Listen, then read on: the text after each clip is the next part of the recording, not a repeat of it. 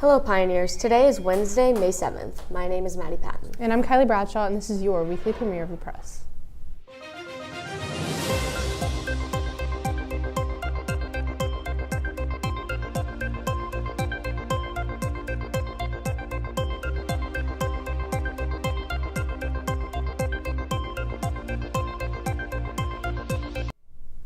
Our stories for today consist of Trump's federal funding cuts, the 50th anniversary of the end of the Vietnam War, speculation of possibly reopening the infamous Alcatraz Island, and the largest fentanyl bust in the Drug Enforcement Administration's history, and the election of a new pope. But before we continue, Guma has a deeper insight into some recent protests occurring on Ohio State University's campus. Guma.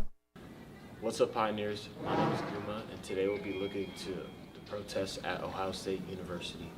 In 2025, OSU became the site of major protests sparked by Ohio Senate Bill 1, a controversial law targeting higher education. The bill aimed to eliminate diversity, equity, and inclusion programs at public services, ban faculty from striking, and restrict certain curriculum content. On March 4th, nearly 900 students, faculty, and staff gathered at OSU's Oval to protest the bill. Organized by the Ohio Student Association, the demonstration featured speeches from campus community members who criticized the bill for threatening academic freedom and campus inclusivity. The protest also responded to actions taken by OSU itself.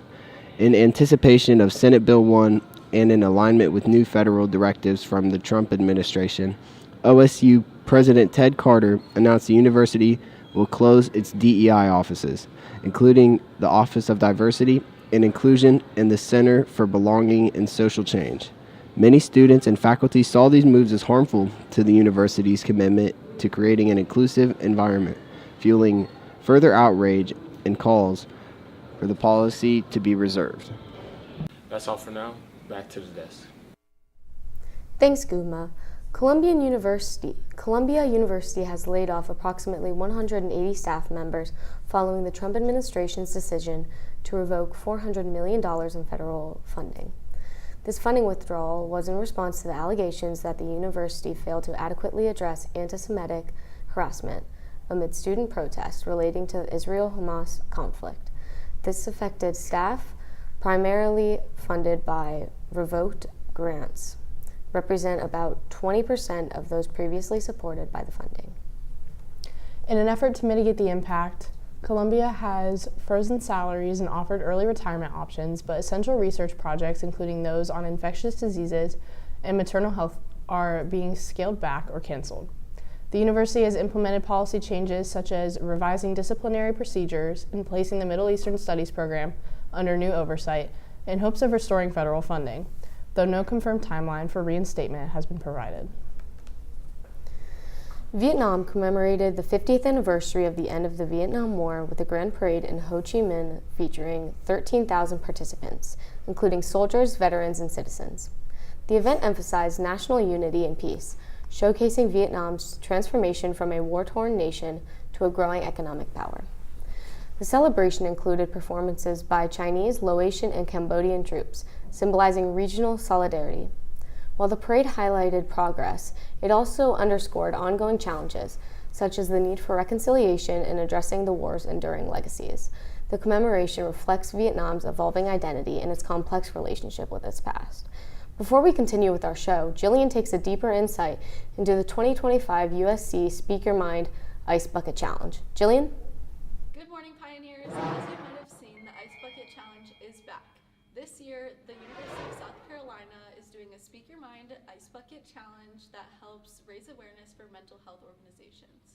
University of South Carolina Speak Your Mind Challenge, better known as the Ice Bucket Challenge 2. Yeah, you heard that right. Remember back in 2014 when everyone from your neighbor Joe to Oprah and Bill Gates poured icy water over themselves? Well, it's officially making a comeback.